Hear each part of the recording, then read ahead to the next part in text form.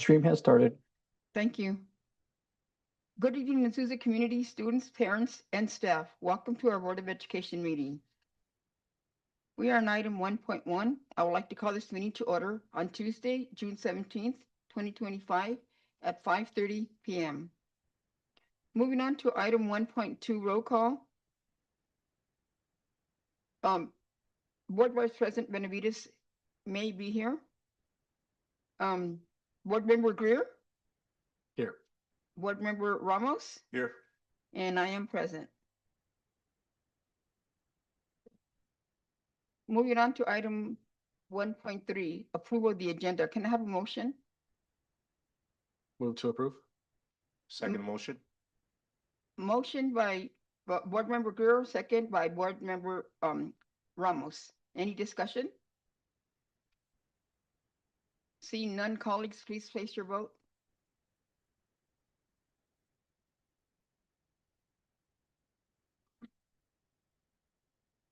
Motion passes, 3 present and 2 absent.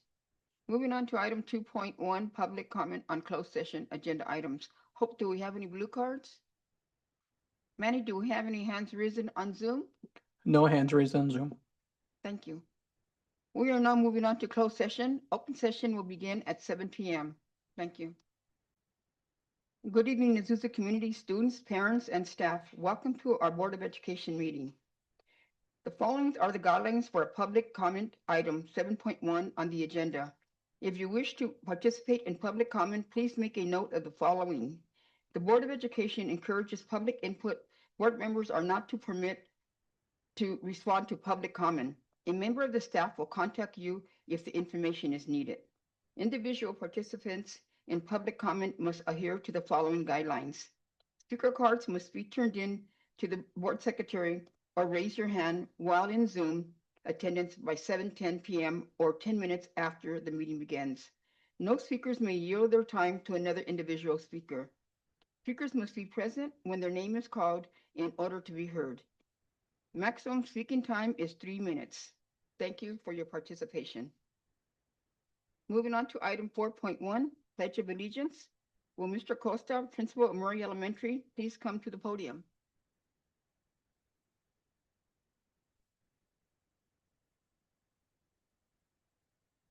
Good evening, board members, cabinet, and community. My name is Adrian Acosta, and I'm the proud principal of our Murray Mountaineers. At Murray, we are proud to offer a range of programs and activities designed to support every student's academic, social, and emotional growth while fostering strong community engagement. One of our core academic supports is the WIN, also known as What I Need intervention program, which provides personalized assistance tailored to each student's learning needs. Additionally, we are implementing the SEAL, Sobrado Early Academic Language program to enhance early language development, particularly for English learners. We place a strong emphasis on creating a vibrant and inclusive school community through events that encourage students and family participation. Annual favorites such as Trunk or Treat, the Murray Track Team, 100 Mile Club, Winterfest, Muffins with Caregivers, Donuts with Caregivers, and the Spring Egg Hunt help build a welcoming and joyful atmosphere. We also take pride in celebrating student achievement, fostering positive peer and community interactions with events like Career Day, the STEM Museum, Pride Tickets, Pride Drawings, and recognizing students with monthly prize certificates and outstanding attendance awards. Parental involvement is an essential part of our school culture.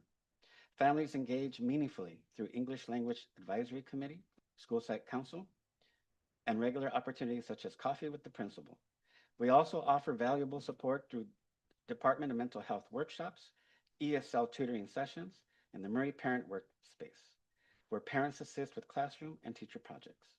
To further support students' wellness and maintain a positive school climate, we offer a variety of initiatives, including our annual Mindfulness Fair, Lunch Bunch gatherings, United in Kindness Week, Restorative Circles, and peer mediation.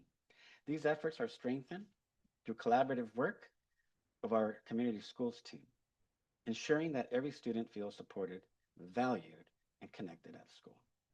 I would now like to introduce fourth grader Sophia Lim, who will lead us in the Pledge of Allegiance tonight.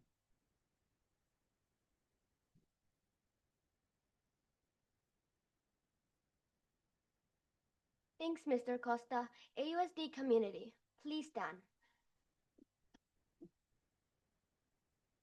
Place your right hand over your heart. Ready? Begin. I pledge of allegiance to the flag of the United States of America and to the republic for which it stands, one nation, under God, indivisible, with liberty and justice for all. Thank you.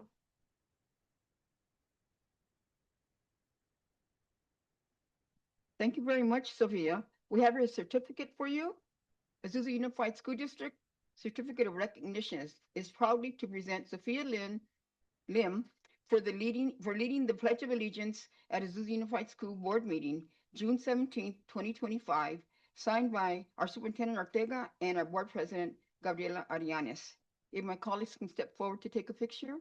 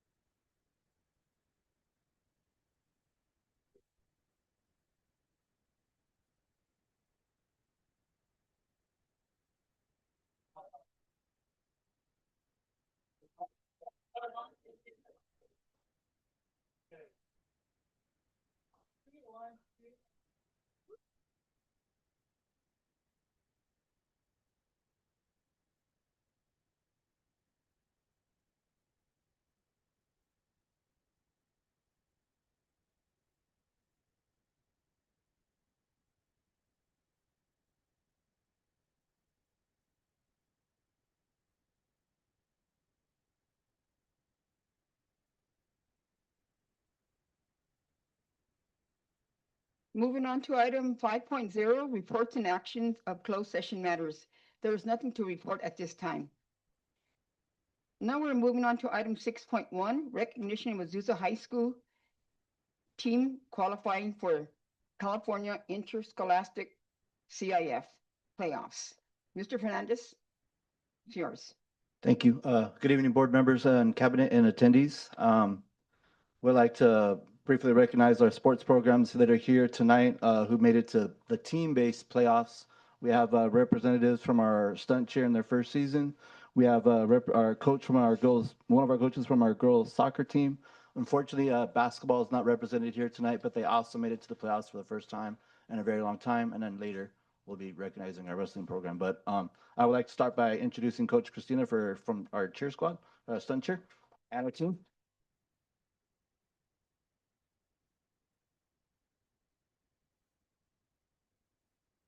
Good evening, board members, everyone here. It's an honor and a pleasure to be here. This is my first time in the actual in front of you guys. So, but I do want to say a big thank you for even allowing us to have a sport like this, another all-female sport. Super important that we have that that we added another to Azusa High School. I'm really excited that we were able to pull through not only for ourselves, but everything, that the girls have gone through this year, and a major loss with Angelina Gonzalez. We're really proud of the girls for pushing through, and it was absolutely not in our minds that we would make it to CIF, but we're really proud of the girls for making it as far as they did, and really, really grateful that we have Coach Denise here too, who got them as far as they did. So I'm just really proud that we did this as a team and with our school behind us, and of course with our district. So thank you so much. Okay. Okay, thank you. Congratulations, and we do have a certificate to present to the stunt team.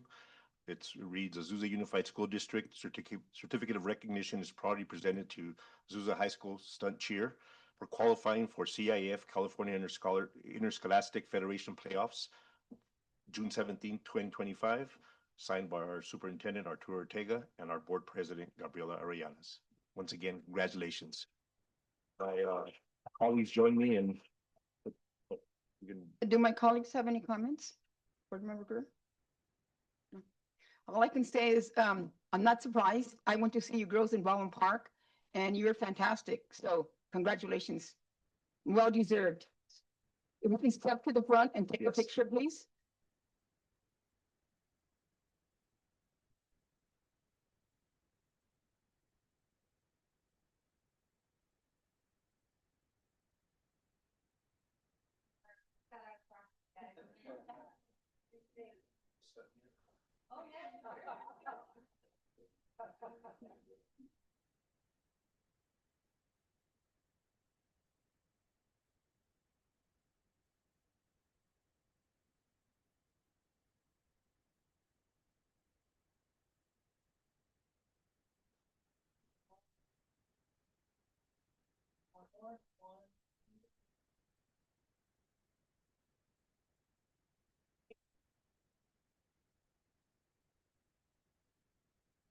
I'd I'd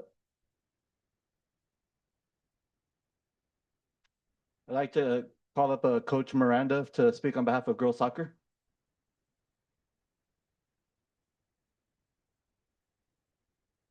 Good evening. So I actually came to see my compa, but then they said, "Hey, can you say a few words?" I said, "Sure." We had a great season. In 21 games, we lost one. We allowed less than 9 goals, and for the first time since 2004, we won league and we went undefeated. And it's the girls. I mean, they know how to come together. They know how to play the game, and they learned quickly and they didn't give up. Our final game was the game we lost. It was second round of CIF, and it was a nail biter, 0-0 double overtime, and we lost in PKs 3-5. So thank you.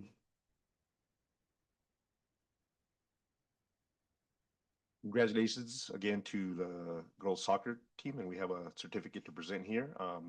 Azusa Unified School District certificate of recognition is proudly presented to Azusa High School girls soccer for qualifying for CIF California Interscholastic Federation playoffs, June 17th, 2025, signed by our superintendent Arturo Ortega and our board president Gabriela Arellanes. Once again, congratulations to the girls and the coaches. Thank you. Taking a picture. Do my colleagues have any input? I'll save my comments for the end. Okay. Oh, we'll save it to the end. Thank you. You can take a picture.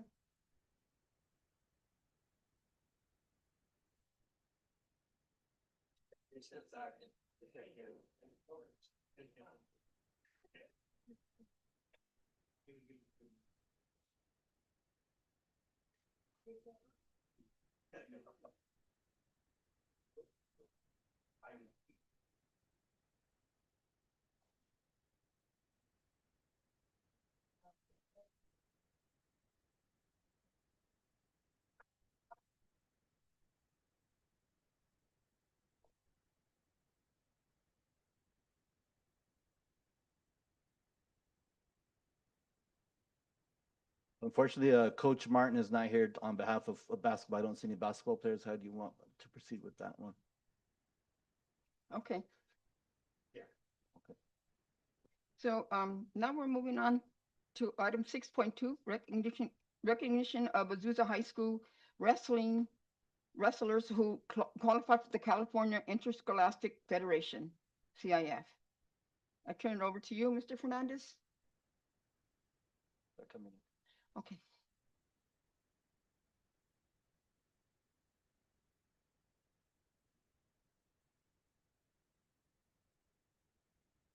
So again, I want to give all the credit to Coach Fuentes and his squad. The program is, I think, doubled in the span of a year. They're busting at the seams, and it looks like they're going to be adding even more wrestlers next year. So I want to turn it over to Coach Fuentes. How you doing? I'm Coach Fuentes. Yeah, our team tripled in size this season. We went from about 11 to 30 kids. They look sweet and nice, but these are some fierce warriors. All right, and they really showed me heart and perseverance this season. We had a tough season, but we really came together as a team in a sport where it's all about the individual on the mat. They really showed their teamwork this season. Thank you.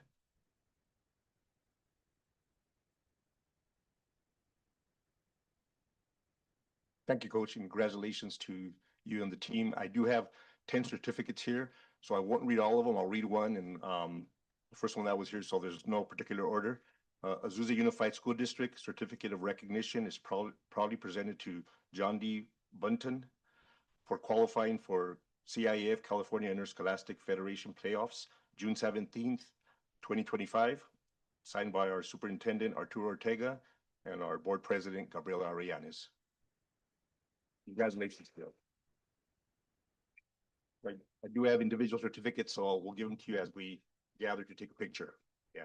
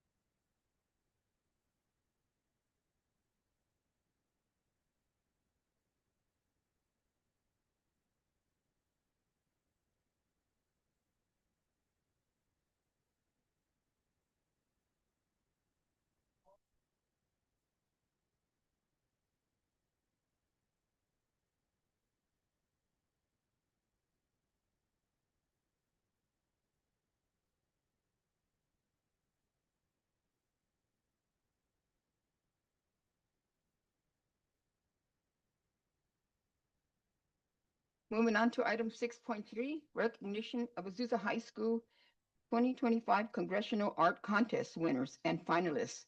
Mr. Fernandez, proud principal of Azusa High School. I could see the smile on his face. I think last time they said if you go to Azusa, you're going to get an award, win something. So here's more examples of it. Go, Brian. I just want to give a huge shout out to our art teachers in Azusa Unified, especially at Azusa High School with Ms. Perdomo and Mr. O'Brien. Mr. O'Brien is here tonight to talk about his art program and his students. You see some of the examples of the award-winning art here on your walls tonight. We have art hanging in Washington, D.C. Our kids get to go to Washington. It seems like an annual tradition that a Azusa High student will go to Washington, D.C. New congressperson, but we keep winning. So that's just part of what we do in Azusa High School. So, Mr. O'Brien, if you want to speak about your art program.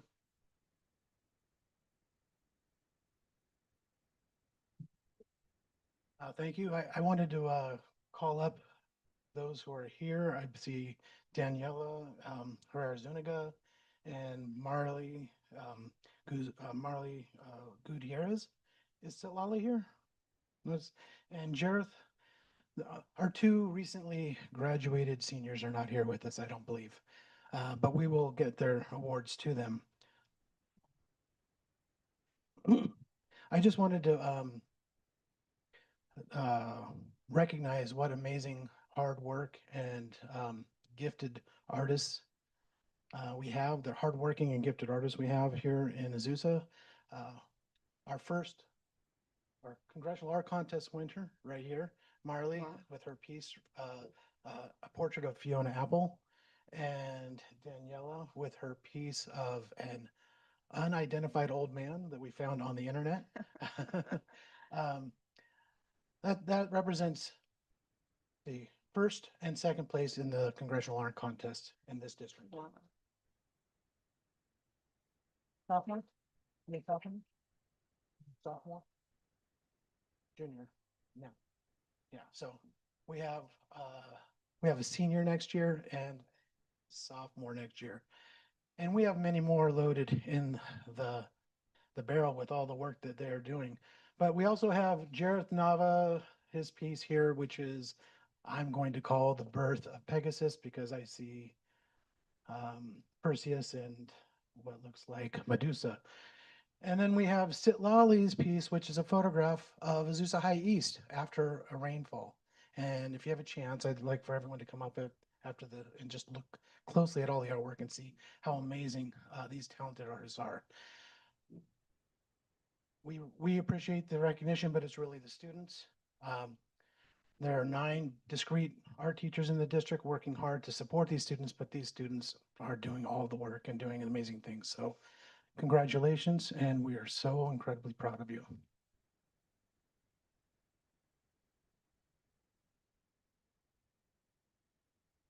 And I have the privilege of sharing. I'm gonna read one, but you'll kind of get a sense. So Zeus Unified School District Certificate of Recognition is proudly presented to, and we have our students here and the students, other students who are not here.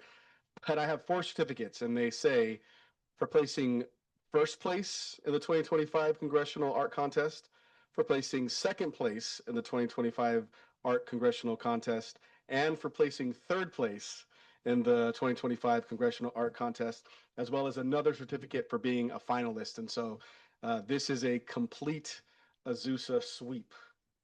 Yeah. We had 4 of the 7 places.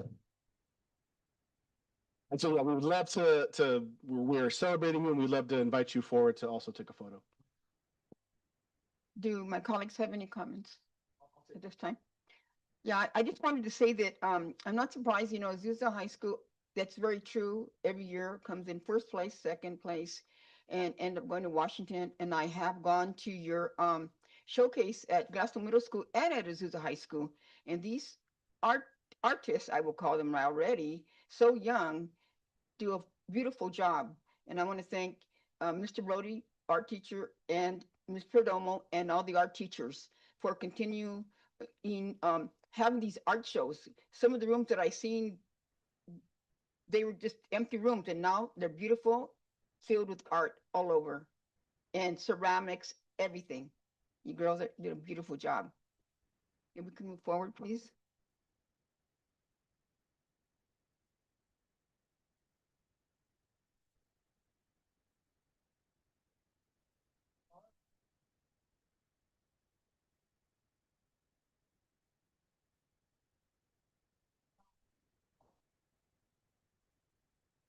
Congressional office. Congressional office. I'm not sure if it's here or if it's. But I believe it's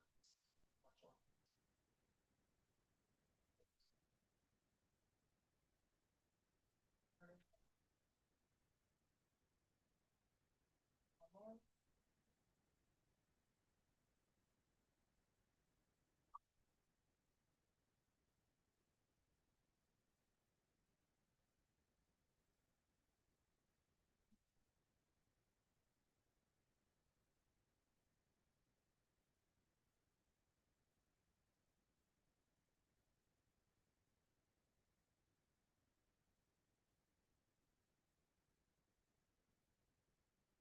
Moving on to item 6.4, recognition of Sierra High School athletic team for a successful season. Ms. Peterson, I turn it over to you. You're there. Good evening, Board of Education members, cabinet, and community. My name is Teresa Peterson, and I'm the principal of Sierra High School. I'm proud to share that Sierra High School has successfully completed another year of our sports program through our San Gabriel Continuation Sports League, which actually received an exemplary program award from the state of California this year. The Sports League is a partnership among neighboring alternative education high schools to offer extracurricular sports experiences through basketball, flag football, softball, soccer, and volleyball. Each sports season is an opportunity for Sierra students to showcase their excellent sportsmanship, teamwork, and school pride. Special highlights this year was we were undefeated in softball and soccer earlier in the school year, and more recently, our volleyball team went undefeated. I think this might have been the second year in a row. Thank you. Mhm. We're deeply grateful to the Board of Education and the district leadership for your continued support, which makes these opportunities possible. Especially meaningful is that the fact that most alternative ed high schools don't have these opportunities. Mhm. I also want to thank our dedicated teacher coaches who go above and beyond to mentor our students through high expectations and create a sense of community through their sports. Their impact extends beyond the field and the court, so I thank you all.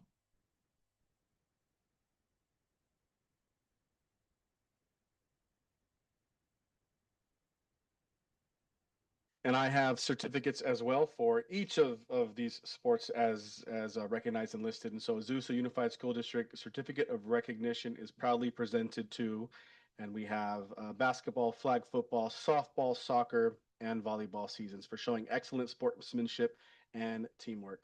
And the Sierra's volleyball team went undefeated this year.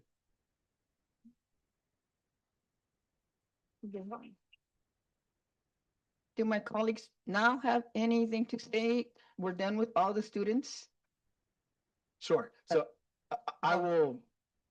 There's never enough words to express just the pride that we have for our students and on whether it's on the field looking at sports or whether it's the incredible artwork with cameras and other medium, charcoal, pen, pencil, whether it's academics, just across the board. I just continue to be blown away by what the young people in our community are able to do. And so it's another day in the office and another evening where I'm just so proud to be part of this community. And it's I attribute it to you, to our students, and to our faculty, our staff team for supporting and making this possible. And so congratulations, kudos, thank you. We're so proud of you all. Board Member Ramos? Yes, just to echo my colleague a little bit here. For those of you that don't know, I'm the newest member of the board, actually 6 months today. I've been to all the meetings this year, and I can honestly say that hands down, the meetings where we have recognition for our students and all the talent has definitely been the highlight of these meetings for me. And as we saw tonight, not only in sports, but in the arts. So the diversity that we have in our schools is just definitely something to be proud of. I'm just being uh, not only the board, but district and the whole community, and especially our students and all the support has guided and helped these students in their success. So thank you to everyone, the students, the staff, and of course the deserve recognition for all the work that they've put into the success of their students. So thank you all.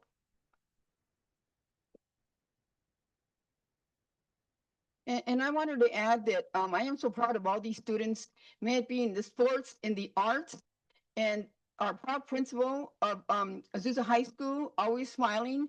I am so proud of these kids. And also with Sierra High School, that we have sports for the students, just like our other high school. The bittersweet part of all this for me is that the Gladiators and the Aztecs came together. And who said it wasn't going to work? These teams are so much stronger. Working together. And I appreciate all the staff, administration for making it happen. Thank you. We can take a photo. Sierra High School.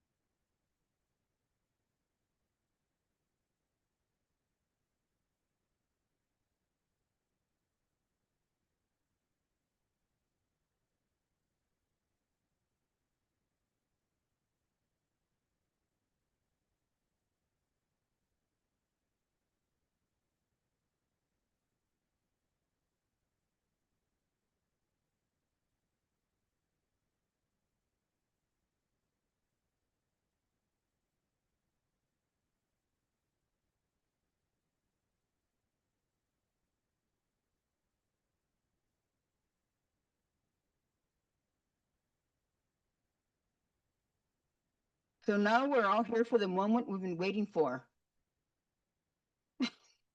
Moving on to item 6.5, recognition of Azusa High, Azusa High, listen to me. Yes, Azusa High too. Come in.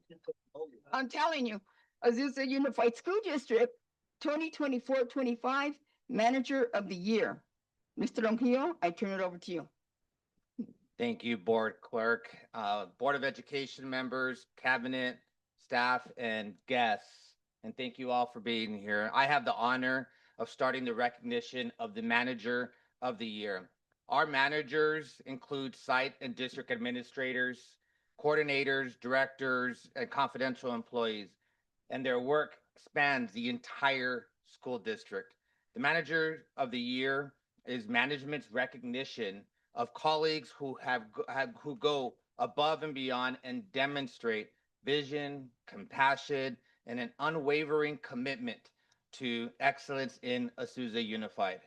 This year's honorees are a remarkable group of individuals whose leadership has had a profound impact on the district and our students.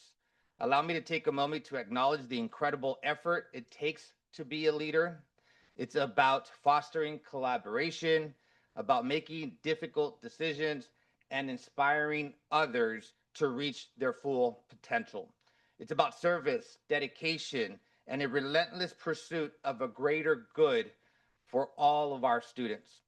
Board of Education and guests, I'm happy to report that we have an outstanding team of leaders who comprise our management team. Picking just one person to serve as a manager of the year is a difficult task. In a moment, you will hear about our managers of the year. They all possess the qualities of a leader that I just discussed. Our managers of the year represent site administration, educational service administrators, and administrators and managers in the superintendent, business service, and human resources departments. And now I'd like to turn it over to our Assistant Superintendent of Educational Services, Ms. Norma Camacho, to introduce our Manager of the Year from the Educational Department. Ms. Camacho.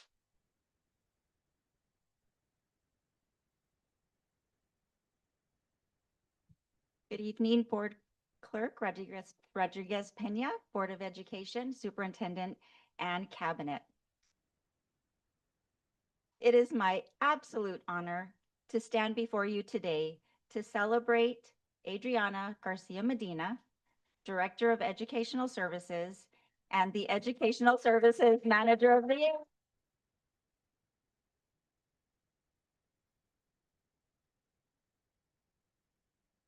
I just want to start by saying Adriana embodies truly the very best qualities we look for in an educational leader. She is incredibly hardworking, and she consistently goes above and beyond in everything that she does. Whether she's developing really complex, many pages of educational plans or supporting colleagues, Adriana approaches every task with dedication and a genuine commitment to excellence. Her collaborative nature is truly one of her standout qualities.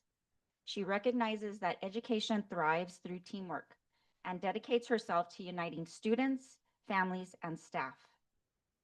One of her key contributions is making the LCAP accessible to all, to families, to students, to staff, to our Board of Education. It is a very complex document, but seeing her stand before our PAC Plus, our Student Advisory Committee, her colleagues, she speaks in and through it and truly represents what the goals of our district stand for. Through her efforts, everyone feels informed, involved, and empowered to support the goal of student success. She also has a keen eye for details, and that means that no aspect of her work is overlooked. But what truly sets Adriana apart is the kindness and the sincerity she brings to her role. She supports her colleagues with warmth and generosity, creating an environment where everyone feels valued and encouraged. Adriana, your leadership and dedication inspire all of us. Thank you for your hard work, your heart, and your unwavering commitment to Azusa Unified and the entire community. We are proud to honor you as Educational Services Manager of the Year.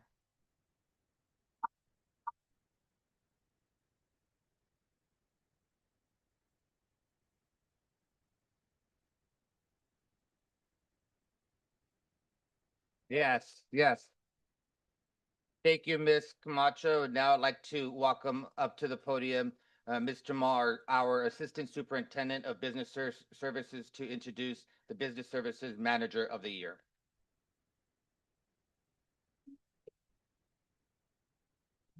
Thank you, Mr. Ronquillo. Daniel-san. Come on up, sir.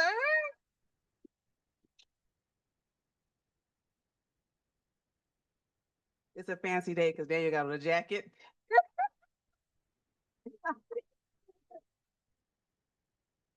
Okay, so we are gathered here today to celebrate someone whom many have described as extraordinary. Our Director of Fiscal Services, Daniel Garcia, who I call Daniel-san. He has earned this well-deserved title of Manager of the Year for the Superintendent, Human Resources and Business Services. Tonight, Daniel is joined by his beautiful missus, who these are for, not for you, and his beautiful family. Thank you. See, he's so nice. And his beautiful family. And I have to say that I'm excited that we get the opportunity to recognize the person who not only balances our book, but occasionally balances our sanity.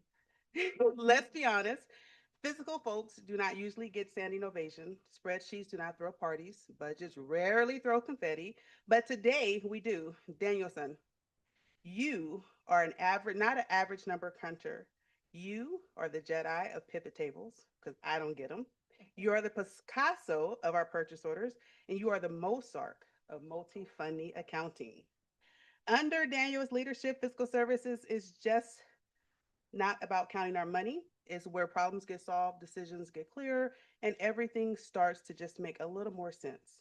Daniel has the amazing ability to sit silently in a room full of big personalities and stay calm, which is a real power, because I have not mastered that. Daniel can be heard having awkward conversations, people, in the restroom with our superintendent about baseball, walking down the hallway with one hand in the pocket and the other holding his Yeti coffee cup, or traveling to another country just to go outdoors. Like, who does that? Like, who wants to travel to go outdoors? So he thinks he's funny, but we all know the truth. He's not. But Daniel, you are more than a suave persona. You have been and continue to be a huge asset to our district. Your ability to manage people with patience, kindness, and just the right amount of sarcasm is very impressive. Yeah, they like, yes, we like her better than Lasasha. Yes. So your hard work and your sharp mind and your dry wit is exactly what we need every single day. You keep us accountable, both financially and as a human being. And for the most part, you do just more than we expect for any manager of the year. You deserve hazard pay, but that fund has depleted. So this is what you get today. So Daniel, this is a well-deserved, but please do not be like Drake and don't start acting like you have no guidance. Get together, stay humble like Kendrick. Congratulations, Daniel-son. May your inbox stay light, your audit stay clean, and may your coffee stay strong.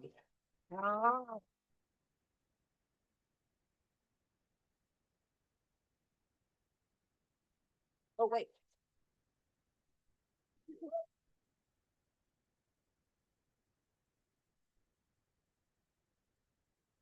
So you could see it was a difficult decision to select one overall district manager of the year. And now I have the distinct honor of announcing our 2024-2025 district manager of the year.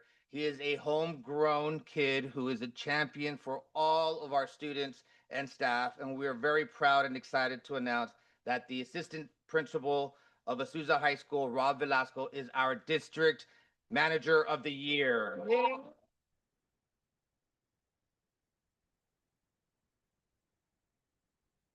To say a few words about Mr. Velasco is Azusa High School principal, Mr. Fernandez.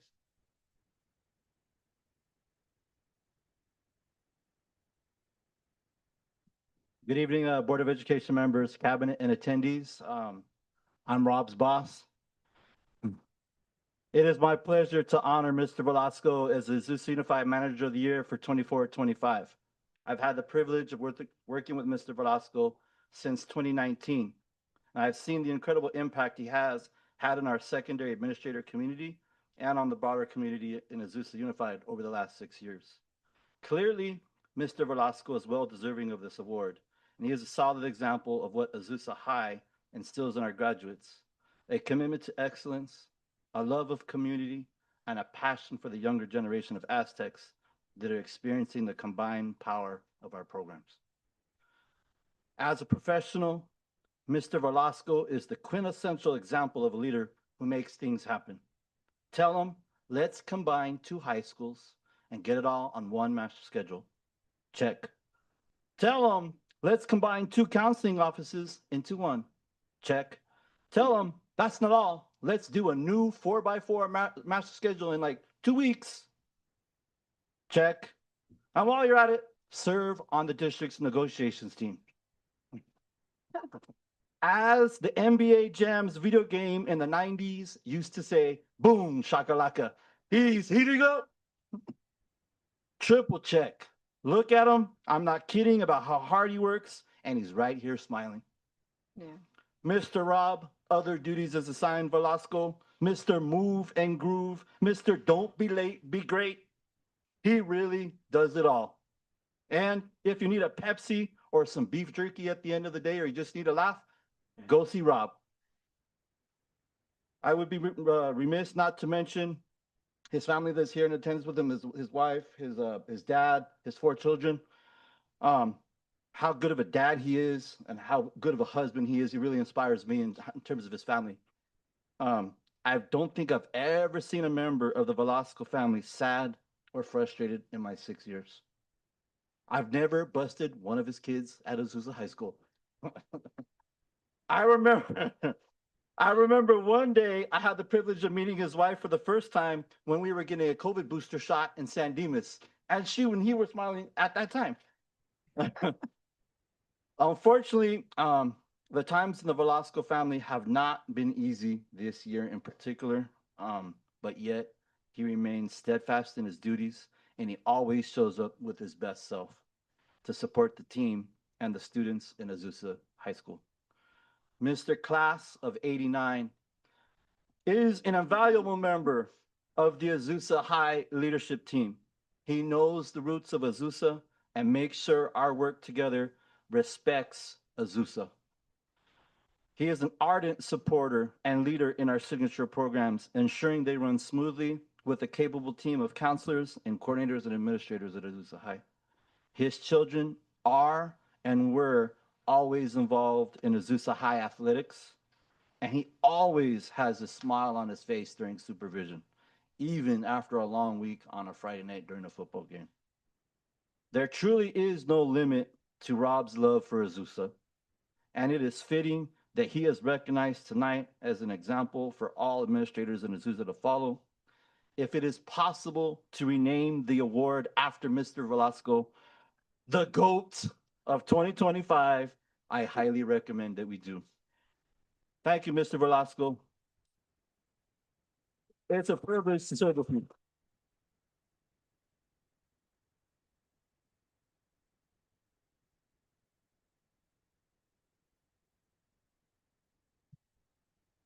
And as such, I would like to present Mr. Velasco with a plaque that reads: Azusa Unified School District congratulates Rob Velasco, District Manager of the Year 2024-2025.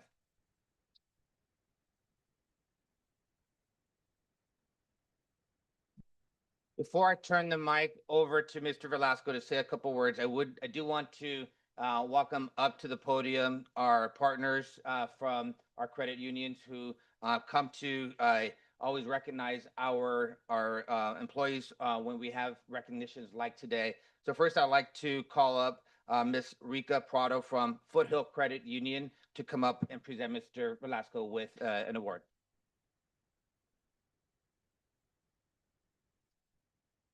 Good evening, board members, cabinet, and attendees. I am honored to be here tonight to celebrate and honor all of the recipients, the students, and most of all, Mr. Velasco. So fun fact, I actually, Mr. Velasco is my direct contact at the high school. So anytime that Foothill wants to do any events at the high school, I reach out to him, and my experience with him has always been so amazing. He's always so welcoming. Anytime that I reach out, he welcomes me with that warm, friendly smile that he has. And I'm just honored to be able to present this certificate as well as a $100 check, because it is absolutely well deserved. Congratulations, Mr. Velasquez.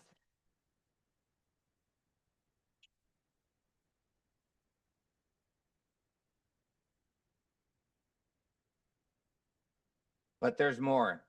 We also have our partners from Schools First Credit Union who want to present Mr. Velasco with an award as well. I'd like to call up Mr. Tony from Schools First. Hello, everyone. Thank you so much for allowing me to be a part of such a beautiful ceremony. It's my first time in the area, but I get such a big sense of love and community here, and that's just truly wonderful to be a part of. So thank you for allowing me to be here. Being a manager is hard. Being a great manager is even harder than that. And I'm sure a lot of people in this room has had their fair share of bad managers in their life, but not today, not right now. At this very moment, we have Mr. Rob Velasco, Manager of the Year 2025 with us. And as just a little token of appreciation from us here at Schools First, we absolutely love our school employees. I'd like to present a $100 gift card to Target.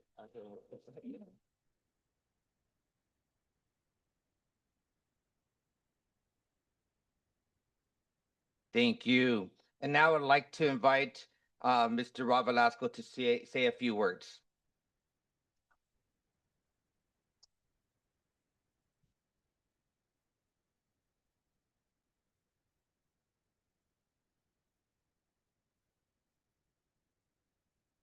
Good evening, members of the Board of Education, Cabinet, and honored guests. Before I get started, we need to recognize what a beautiful district and schools we have here at Azusa Unified. We have the best high school, the best continuation school, the best middle school in the San Gabriel Valley, and I back that up 100%.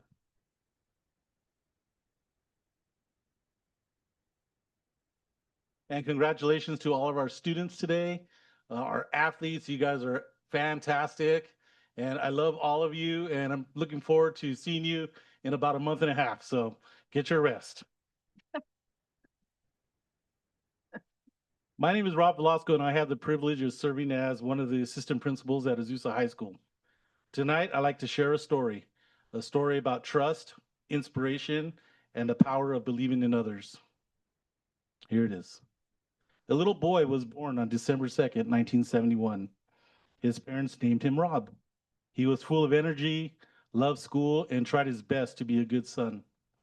Rob attended Lee School for kindergarten and first grade, then Gladstone Street School through fourth grade, and ended up with Paramount School, fifth and sixth grade. He moved on wherever his babysitter was roaming around. It was at Paramount that he met his first true inspiration, Miss Conklin, now known as Miss Christine Dennis. She believed in Rob. She pushed him to become an excellent reader, a sharp mathematician, and yes, even a standout on the basketball court. Decades later, she still checks in on him, reminding him to be a role model and to lead by example. Rob then attended Foothill Middle School and in 1986 walked onto the campus of Azusa High School, where he met the most beautiful girl he has ever seen, my wife, Michelle. She was so captivating. And listen to this. Rob earned the only F in his life because he couldn't stop thinking about her in that class. Straight A's and one F. All right. Eventually, they fell in love, went to 3 proms, 3 homecomings, 3 Sadie's dances, and countless school events together. After graduation, Rob and Michelle attended Citrus College and became instructional aides with Azusa Unified. While working at Slauson Middle School, Rob met Mr. Art Hyatt, an inspirational leader who made time to check in on him. He'd ask, "When are you going to become a teacher?" That simple question planted a seed. Not long after that, the opportunity of a lifetime appeared. Azusa Unified offered to fund their college education in the paraprofessional teacher training program. Rob and Michelle accepted. They earned their degrees and credentials from Cal State LA, and their teaching journey began. Rob's first interview was with the incredible Miss Sharon Lindsay, principal at Dalton Elementary School. Despite being a PE aide with no classroom experience, she took a chance on him. There's just something about you, she said. She supported him, empowered him, and made him her admin designee. One day she told him, "You should become an administrator." Those words stuck, and soon after, Rob enrolled at APU to earn his admin credential. When Miss Lindsay moved on to the district office, Mr. Corey James became the principal at Dalton. His mantra, do what's best for students. It was more than a phrase, he lived it. He even dressed as Captain Underpants for the kids. No ego, just love. He exemplified and reaffirmed Rob's belief in student-centered leadership. A year later, Miss Lindsay invited Rob to be summer school principal. He gratefully accepted. That vote of confidence meant the world to him. Then came a call in January of 2008 that Rob will never forget from Mr. James. He said that he and Superintendent Cervantes wanted to meet him. Nervously, Rob arrived at the district office. There, they asked him if he wanted to be the assistant principal at Center Middle School. I asked, is this an interview? They smiled and said, yes, but we just need to know if you want it. That moment was more than a job offer. It was trust, and it changed his life. Since then, Rob has proudly served as assistant principal at Center Middle School, Glassman High School, and now Azusa High School. He wakes up each day grateful to serve, to lead, and to give back to the community that raised him. Tonight, I want to thank the amazing admin team that I work with daily, Orlando Beltran, Cara Duros, Edith Galvan, and our fearless leader, Gabriel Fernandez. The people who run our schools and keep everything moving, Hilda Quinones, Naomi Sotelo, Marissa Hugh, Lourdes Carbajal, Vicky Marquez, Susana Chavez, Joe Gomez, Martha Castro, Annette Campos, Laura Navarro, Irene Rodriguez, and my guidance office dream team, Andrea Carlos, Ana Gonzalez, Yolanda Rojas, and Adriana Kirchfield. My incredible Azusa High counseling team, Jackie Hoke, Joyce De Leon, Christy Calderon, Ana Sanchez, Crystal Mejia, Laura Ortiz, and Lori Madden. Superintendent Ortega and Principal Fernandez for allowing me the opportunity to continue my work at Azusa High School. My mom and dad, who gave me the space to find my own path and always supported me in my dreams. My children, Jake, Julia, JC, Ryan, and Lily, you are my heart. And to Michelle, my high school sweetheart, the love of my life, the rock of our family. Thank you for your endless sacrifices, your patience, and your belief in me. I love you. There is no greater feeling than working in the same community where you were raised.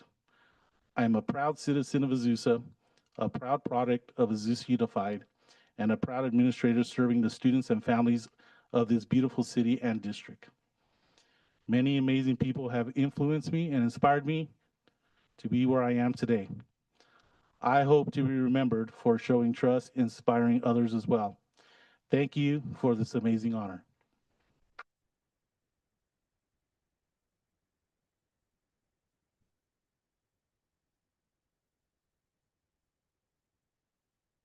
I would like to turn it over to Board Clerk to invite the Board of Education to offer any comments. Any comments, Board Member Greer? Yeah. I guess first, just in general, when I spoke before, I talked about our incredible students and talked about our, our teachers, and I could go on and on, but I failed to mention our administrators.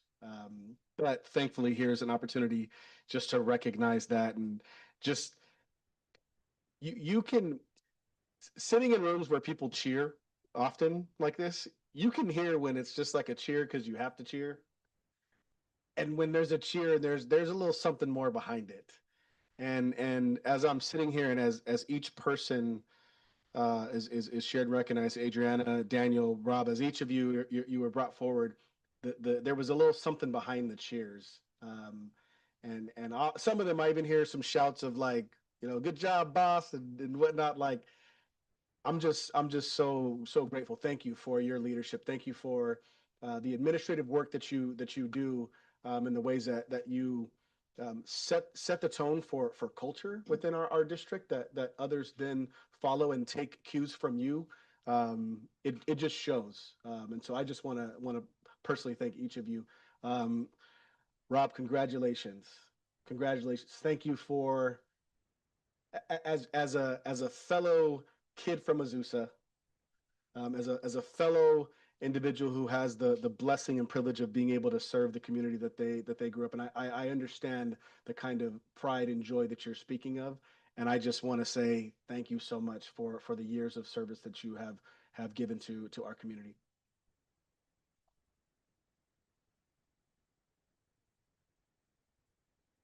Yes, Board Member Ramos. Yes, so just want to congratulate and recognize our three recipients, Adriana, Danielle, and Rob, for receiving this award. I know that many times as leaders, your work goes unrecognized, or at least many times you could feel that way. But I'm glad that we have these awards and this recognition for you as leaders, as managers. Thank you for your hard work, for your dedication, and for your commitment to our district, and most importantly, to our students. Thank you. And I also like to congratulate Ms. Garcia Medina, Mr. Garcia, and Mr. Velasco for all your fine work here at Azusa Unified School District. It takes great leaders to have a great district, like you just said, and it's very true. We are policymakers. I just sit here, but you do all the work. All you administrators and staff is what makes Azusa Unified School District great. And I really appreciate, I'm proud to be a board member here at Azusa Unified School District. But not only that, is when I like the story of Mr. Rob, because, when all three of you went up to speak, you spoke from the heart, and when you speak with passion, you can do a good job at your job site. Thank you. We're going to take a picture. Yes. Could we have all our honorees come to the front for a photo?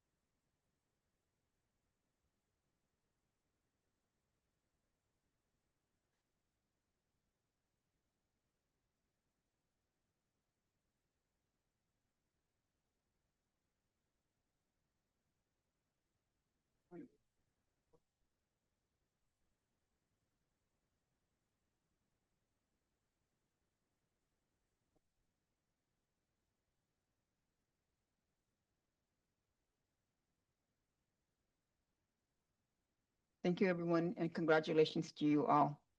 We're moving on to item 7.1, public comment on agenda and non-agenda items. Hope, do we have any blue cards? Manny, do we have any hands risen on Zoom? There are no hands raised on Zoom. Thank you very much all for coming today. It's time for you to, if you want.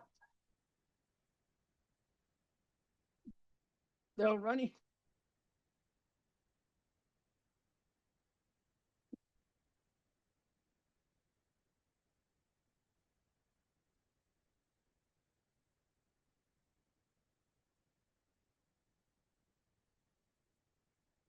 You're welcome.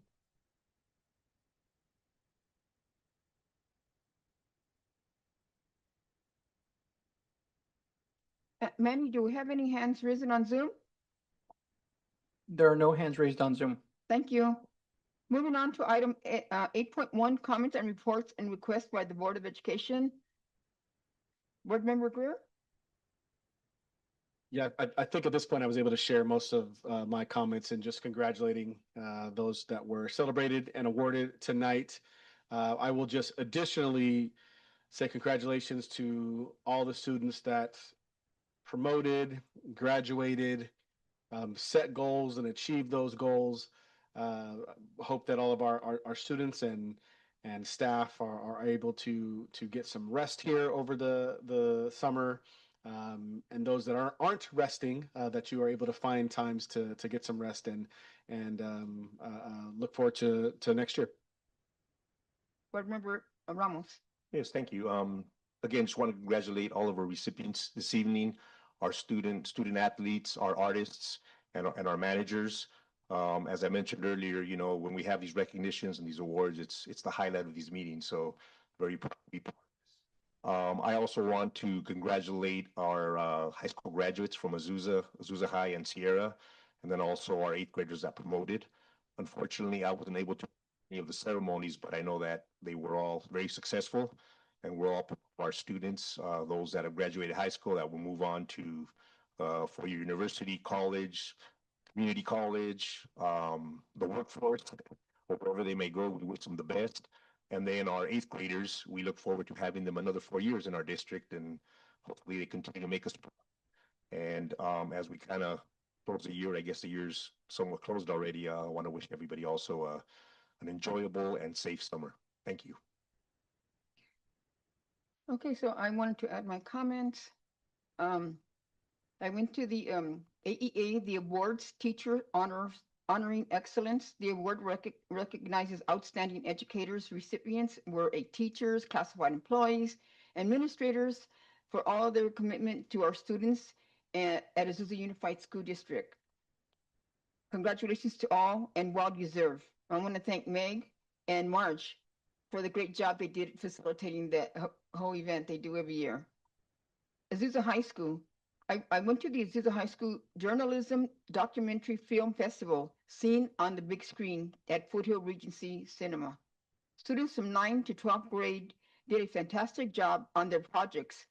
Some of the projects were Lowriders, The Heart of Chicanos, Wear and Tear on fashion as the years moved on. From, I'll just say, I should have kept my bell bottoms, right? And documentary on AI, hearing the pros and cons by a teacher and students. The students did a great job. They all did their own research, and they all had their script on the big screen. It was really nice, and I want to thank journalism teacher Alondra Martin, students for their great work. I went to Dalton, Magnolia, Paramount Elementary for their music performance, 4th and 5th graders. They did a wonderful job. I can't believe these students are elementary students and have so much confidence. They'll just go up there and sing, and they'll just go up there and just speak in the mic. I recall myself the 3rd and 4th grade, I wouldn't touch a mic and I would not stand on stage. So I think these kids do a fantastic job, but I also, again, thank the teachers for probably build that confidence in the children. Murray Elementary School had Career Day. They had 30 career showcases, a wide range of opportunities. Students are asking questions, and they also had their first annual carnival. Both events had great turnouts at the carnival. They had face painting, fun, games, hot dogs, popcorn, and I want to thank Principal Acosta, also the community school specialist, Sarah, community liaison, Diana, staff, parents, for all working together to make this event a successful. Parents, students, and community do appreciate it in the community in Murray Elementary area. I went to the Azusa and Sierra Scholarship Night. 32 organizations gave a total of $92,000 to Azusa High School students. Sierra High School, 29 organizations gave $13,200. And I want to congratulate all those students, and I want to thank all the organizers that gave scholarships to help our students continue their education. I went to Valleydale Elementary School for CABE, the California Association for Bilingual Education, project to inspire certificates ceremony. Congratulations to 21 parents and employees receiving a certificate of completion of 10 sessions in working regarding education gaps, leadership skills, parents and family community engagement. And I think it's really great that we offer this to also parents, and they do learn a lot from it. I've been there, and I've spoken to some of them, and they do highly appreciate it. They're hoping that they have it in different locations. And I know you move on, but it's kind of like, what? Well, how come it's not in my school? And how come it's not in my school? You hear that all the time.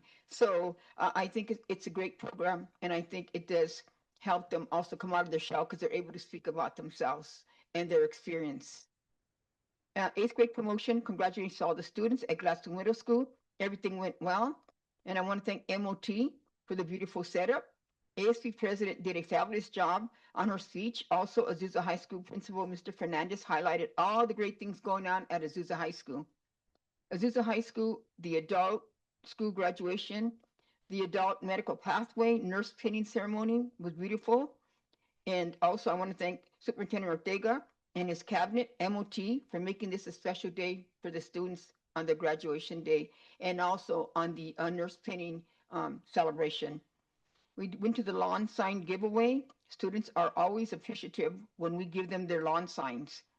Students were excited, and I want to thank the City of Azusa for their partnership in collaborating with us every year to continue giving our students these lawn signs. And I went to the ribbon cutting ceremony at Valleydale Park. They have the new mobile library. Perfect timing for summer reading. And I want to thank Supervisor Hilda Solis, First District, for making this happen and bringing it to Valleydale. I'm done now. Thank you. Moving on to item 9.1, comments and reports by student board member, Superintendent Ortega. I turn it over to you. Thank you, Board Clerk Rodriguez Peña.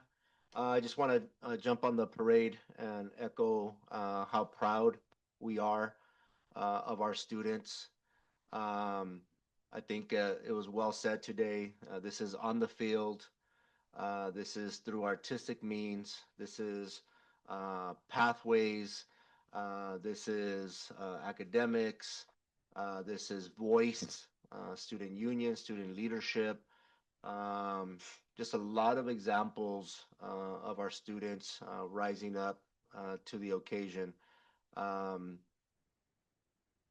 When we were at the graduations and the promotions, every single one of them, the student speakers, were just impressive. I mean, just the quality and the message is just impressive. And again, just to think about when we saw today our students, and to think about how these students are cultivated as they grow in our district from preschool to TK, from elementary to middle and to high, is just remarkable and amazing. And thank you to all the staff who invest in our students. Also want to congratulate Adriana, Daniel, and Rob. What three exceptional individuals that exemplify what we strive for here in Azusa. So congratulations to them as well. Thank you. Good evening. Also, just want to echo the congratulations to all of our honorees tonight, and just highlight the fact that that's a small representation of all of the great things and the great leaders that we have in Azusa Unified. Again, want to congratulate our graduates, promotees, as they move on to the next phase on their path. And just highlight, I had the opportunity to drop into Murray for the graduate clap out walk. It was really fun to see all of the elementary students high five and give these giant cheers and hugs to the graduates. And, you know, it was just heartwarming, and teachers got to see their former students. So we're excited to see that opportunity grow every year. Good evening. I too want to congratulate all of our graduates and those that promoted last week. Also, I want to thank our interim director, Mr. Rich, as well as Robert Zamora. Today kicked off our Williams inspection. So we had CSI, and we started off with 3 of our campuses. And so they will conclude all the way through Thursday. And this is when we get our report card on how we've improved on our facilities, identify prior year deficiencies. And the maintenance team has they've been working. They've been working. They have a new process on getting their work orders. They actually have to check back in to show proof the work orders have been completed, and just seeing them actually, at least the appearance of the passion of the work and understanding that the accountability is there, and it's just showing a different level of work. So I'm just thankful and proud of the MOT team. Also want to thank Ms. Stella and the city of Azusa. We kicked off our summer feeding this week. And so we just want to remind everyone that we offer free meals to anyone that's 18 years or under. It's not required to be a student of ours, but just come out and eat some of our delicious food. And then just want to remind all of our staff that open enrollment is actually open for benefits. So you can do it virtually or in person. You just go on the district website or look at the email that you received to make your own appointment. Thank you. And I too would want to, I want to start by congratulating all of our awardees and honorees today, and also our managers of the year who were recognized. I also want to just give a shout out to our HR secretary, Yvonne Morello, who is the engine behind a lot of what we do in HR and the recognitions and the spread, and also along with that was our nutrition service employees. So I really want to give them a heartfelt thank you. I also was able to attend the AEA The banquet. Definitely want to lift that up as a wonderful example of recognition that our Teachers Association puts forward to recognize not just teachers, but all educators and all those who have an impact on our schools. And they also had a wonderful recognition of our very own Assistant Superintendent of Educational Services, Norma Camacho. So that was very nice. Later, in the same month of May, I also was able to attend the classified employee school employee week lunch that was put out here at the district office, and another great example of our classified employees and our association putting forward like a wonderful event to recognize employees and all the work that they do. And lastly, also want to highlight and lift up the end of the year activities, the awards, recognition, the promotions, the graduations. Just wonderful to be a part of. Just great community. And also, Mr. Ortega mentioned the speeches. I was so impressed by the level of just the words that were spoken and the heartfelt messages. Some of it was philosophical, some of it was just straight funny. It spanned the whole gamut, and I'm really happy to be a part of all things Azusa. So thank you. Okay, thank you. We're moving on to item 10.1, approval of the consent calendar. Can I have a motion? Move to approve 10.1. Motion by Board Member Guerrero. Do we have a second? Second the motion. Second by Board Member Ramos. Any discussion? I would like to pull item 10.4 and 10.5.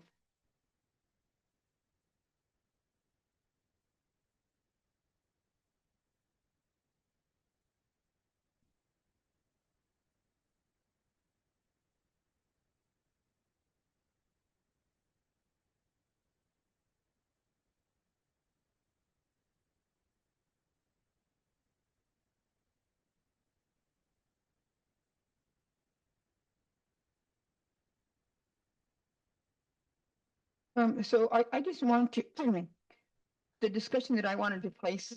I think we need to vote on 10.1. Excuse me, yes, if we can, yes, colleagues, please place your vote, with the exception of 10.4 and 10.5. Thank you, Board Member Guerrero.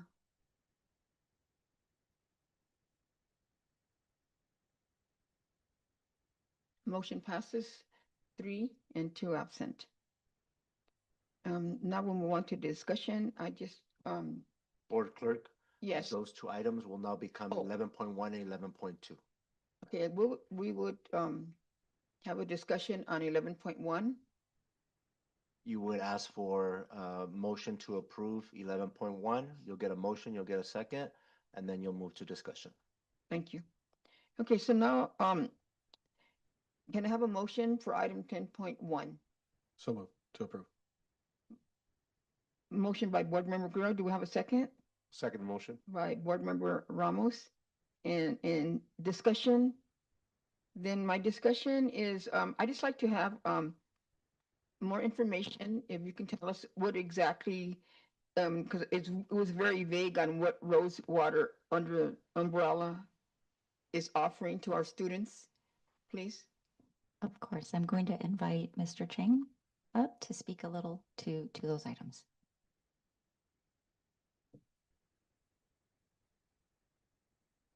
Good evening, members of the board. Thank you for the opportunity to speak about Rosewater Projects. That is the group. It is 2 entities that hopefully is approved today. One entity is under Rosewater umbrella. The other entity is Rosewater Visions. The Rosewater Visions is a 501(c). Did I get that one right? Close enough. Nonprofit organization. And what it offers is both of them, nonprofit and profit, offer a entrepreneurship program. And it's a 20 hour training program for our potential interns. And so our students get to essentially learn from an entrepreneur. His name is Durance Reeves. And he has training for our students to learn the business side of building small businesses and being an entrepreneur. If they successfully pass through this internship training, they get to actually work with his clients who are all over the world. So that is essentially an internship opportunity for our students. Oh, okay, so where do they intern at? Where do they learn this at? In school? It could be with him at his location if they are able to get to transportation, or they can do things like this virtually. They have tasks that they have to complete, which can be assigned, and then upon completion, he will vet essentially qualified interns, and then those are moved on to possibly serve his clients. They work on things, I'm sorry. No, go ahead, I'm sorry. I interrupted you. Go ahead. So they work on things such as content creation, brand, marketing, things like that. And it's really to see if they can develop the skill sets to be ultimately entrepreneurs themselves. Yeah, I think it's great, and also that there's no budgetary impact on that, right? Right. We have over 30, I think we're now 35 MOUs with business partners locally. None of them have any budgetary impact. This is all through our relationship and collaboration with local businesses so that they will give our students the opportunities of work-based learning so that they can see real world scenarios in which they can develop those skills. Thank you. What a great opportunity. Thank you. Thank you. Any further discussion? No, we're good. Okay, colleagues, please place your vote.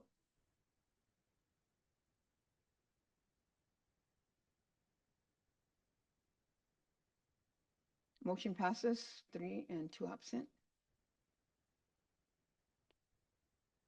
So I need a motion for item 11.2. Move to approve. And motion by Board Member Guerrero, second. Second motion. Second by Board Member Ramos. And the discussion is, I think Mr. Chang's already answered my question. Thank you very much. Can we place our votes, please?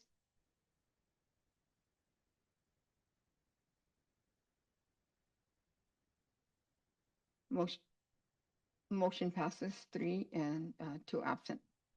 Thank you. We're moving on to item 12.1, public hearing of Azusa Unified School District 2025-2026 proposal, local control and accountability plan, LCAP. Colleagues, can I have a motion to open the public hearing? So moved. Second Motion by Board Member Greer, second by Board Member Ramos. Colleagues, can we please place our vote?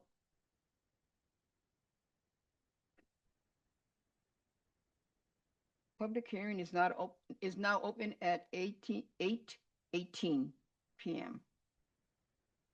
Do we have anyone wishing to make a public comment on this agenda item?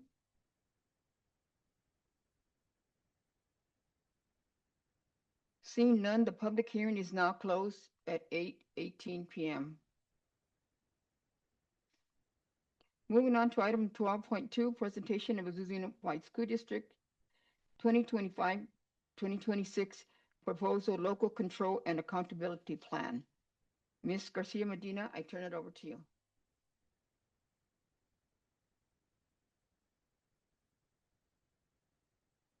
Okay, good evening, Clerk Rodriguez Peña, board members, Superintendent Ortega, cabinet members, and audience. I'm pleased to be here this evening to give you a overview of the proposed 2025-2026 Local Control and Accountability Plan. The 2025-2026 LCAP represents year 2 of our current 3-year plan. This was originally approved last year. Through the LCAP process, we have measured progress towards our goals. We have gathered input from our educational partners, and we've made some minor revisions to refine our approach in this proposed plan. This plan allows our district to spend supplemental and concentration funds that we receive from the state of California. The plan reports progress on our district goals. We also measure through our metrics that are aligned to the goals. This plan outlines funding for each of our goals, as well as specific actions and services that are related to the goals. Today, this overview is an overview of the proposed plan. We also opened public hearing in the previous agenda item, and we're going to take a look next at the various components that compose the large document, the LCAP document that you have available for your review. The next slide.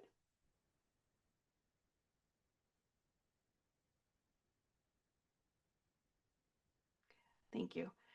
As I previously mentioned, this document is quite cumbersome, and it has a lot of components and various sections that we're going to review in the upcoming slides. The first section is the budget overview for parents. This summarizes the budget by funding source in a user-friendly way so parents can understand how funds are allocated and how these funds are supporting student learning. This part of the plan, the budget overview for parents, shows our supplemental and concentration funds, which we often hear referred to as S&C. And these are targeted to improve outcomes for our English learners, our foster youth, and our low-income students. The LCAP document, which you have, shows the total revenue for the district, and it's available for public viewing as an attachment to today's board agenda item. And we also have a hard copy of this document available at our district office in case the public would like to come and review the document.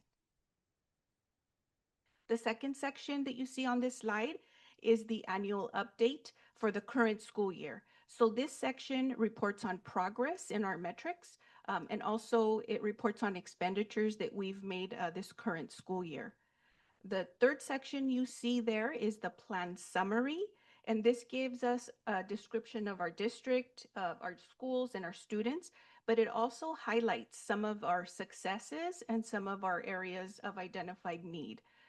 Some of the areas that are highlighted in this section include increased attendance rates for the district, a big reduction in our suspension rates, program expansion and implementation through the Mandarin DLI program, as well as an increased percentage of A through C grades for our 9th grade students. Some of the identified needs that you'll see in that section is the need for targeted academic intervention, specifically for our English learners, our foster youth, and our students with disabilities. And we also see that there's a need to continue to improve the perception of safety for all students at all levels. Okay, the next slide shows you the next three components. The first section there is engaging educational partners. We value parent input. We also value student input. We want to take this input and make it into actions. So we've given our educational partners opportunities to be engaged with the LCAP process through the parent advisory committee meetings.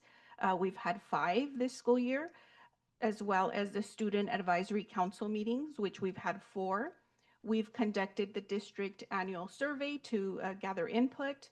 We've presented our mid-year report at a public board meeting. And we've also had these mid-year reports at our school sites that were presented by our school principals. Additionally, we've engaged with our district English language advisory committee to also gather input into the LCAP. Our educational partners have recommended that we continue to focus on improving chronic absenteeism. They would like to see us to continue offering academic support both during the school day and beyond the school day. They would also like for us to continue to provide social emotional support for our students. The next section is the actual proposed 2025-2026 LCAP, and it includes 6 goals and their associated actions. When you get to this section in the LCAP document, you're going to see each goal that's followed by a goal description, and then a section called measuring and reporting results, where it outlines all the metrics that are tied to the goal and the progress that we've made in year 1, as well as our 3-year desired outcome for each of the goals. The next section is the increased and improved services section, which explains how our LCAP goals and actions are tied directly to impact the achievement of our foster youth, English learners, and low-income students for the upcoming school year. And we have to, in this section, specifically state how these actions consider the needs of these students first, and how these actions are effective in supporting academic achievement. The next slide shows you the component of the action tables. And this is the final section in the proposed LCAP document, which gives you different tables that summarize our total planned expenditures for the 2025-2026 school year, as well as the contributing actions and the funds that are tied to those contributing actions. And that's just a cover of the actual LCAP document. The next slide shows you that the development of our LCAP is a cycle of continuous improvement. We are always looking to continue to improve our actions and services for our students, and we want to make sure that we're addressing the inequities for our student subgroups. Through this implementation process, we've included some measuring of progress through our mid-year report, as well as the year 1 metric outcomes. We continue to engage our educational partners, as I mentioned previously, and this is a living document that we continuously try to update and revise as we see needs arise through that stakeholder input that we're receiving. This next slide shows you just a highlight of our LCAP. We have 6 goals in total, which in the next slide I will review with you. We have metrics that are aligned, trying to improve equitable practices and reflecting on progress for all student subgroups. And as we are reflecting on that practice, we want to make sure that we are maintaining our success and that we're continuing to support those programs and actions and services through our LCAP. Some examples include added opportunities to meet college and career readiness, providing that social emotional support for our students, continued availability of evidence-based instructional practices, providing high quality and standards aligned materials and supplemental programs. And again, we always want to continue to focus on maintaining that clarity for our educational partners, ensuring that they understand the LCAP and understand its purpose, as well as that we're providing that differentiated support for our student subgroups. This next slide shows you our LCAP goals. A quick summary of these goals is our first goal is focused on increasing student achievement. The second goal is focused on accelerating the achievement of our English learners as well as their language proficiency. The third goal is focused on preparing students for college or post-secondary opportunities. The fourth goal is focused on improving the engagement of families at our school sites. And the fifth goal is centered around ensuring that we have a safe and restorative school climate. Our sixth goal is highlighted in the next slide, which is our equity multiplier goal that is specific to Sierra High School. In order to receive equity multiplier funding, a school site needs to meet two criterias. First, they need to have a non-stability rate of greater than 25%, and they need to have a socioeconomically disadvantaged pupil rate greater than 70%. So when a school meets both of those criteria, they're eligible for equity multiplier funding.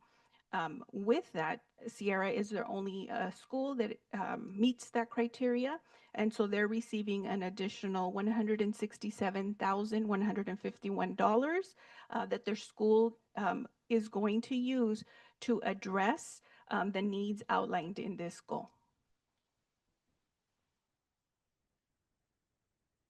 This slide shows you an overview of the LCAP process. Today, June 17th, in accordance with the state law and directives of the Los Angeles County Superintendent of Schools, a public hearing for the 2025-2026 LCAP must take place prior to approval.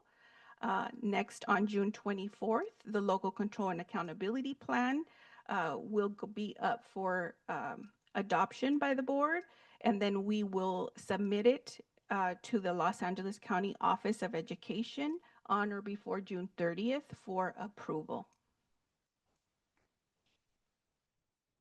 That concludes my presentation, overview of this plan that we have for next school year. I'd be happy to answer any questions. Any questions? Thank you.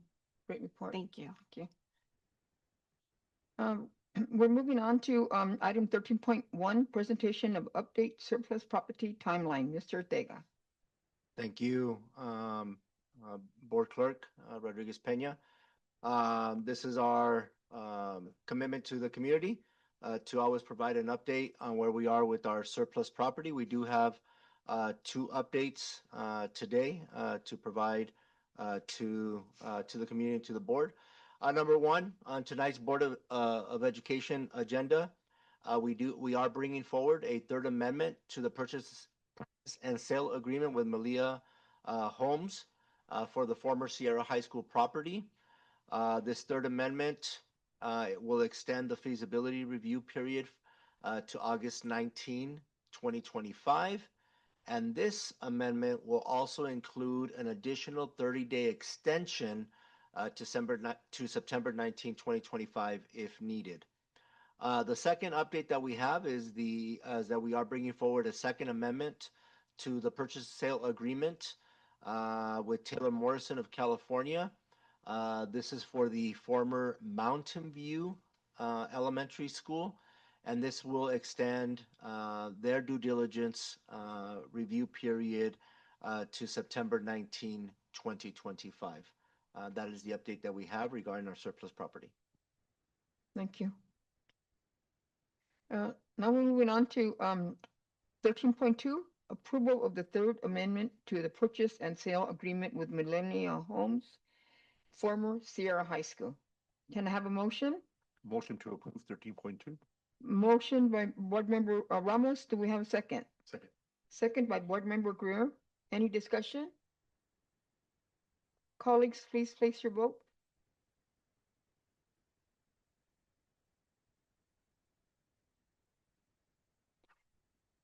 Motion passes 3 yes and 2 absent. Moving on to 13.3, approval and second amendment to the purchase and sales agreement with Taylor Morrison of California, former Mountain View Elementary School. Can I have a motion? Motion to approve 13.3. Motion by Board Member Ramos. Do we have a second? Second. Second by Board Member Greer. Any discussion? Colleagues, please place your vote.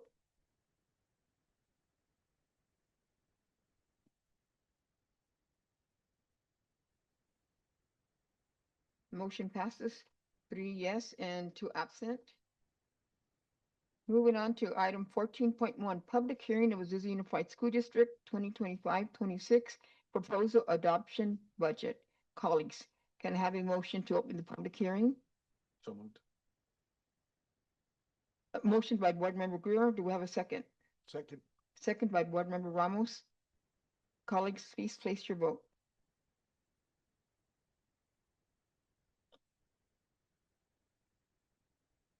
Motion passes 3 yes and 2 absent. The public hearing is now open at 8:34 p.m. Do we have anyone wishing to speak on a public comment on this agenda item? Seeing none, public hearing is now closed at 8:34 p.m. Moving on to item 14.2, presentation of Azusa Unified School District 2025-26 proposed adoption budget. Ms. Jamal, I turn it over to you. Thank you. Good evening, Board Clerk and board members, members of Cabinet, and our audience. Tonight, I am proud to present the 2025-2026 proposed adopted budget. Before I begin, I would like to just thank Daniel Garcia and his team for their hard work and their efforts, as well as Ed Services. This is truly a collaboration between getting all the LCAP in and all of our categorical funds in. And then rounding out, to do the adopted budget, we have to estimate how we're going to close out 24-25 to project what we're going to do for 25-26.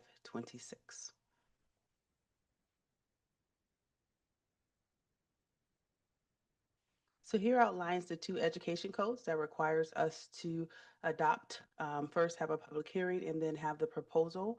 And then we adopt the budget and the subsequent board meeting after adopting the LCAP. And these are our budget assumptions based off the May revised that we received from School Services of California. We have our cost of living adjustment, the projection, and I'm going to continue to use the word projection because all our numbers are not finalized until Governor Newsom actually signs his budget in July.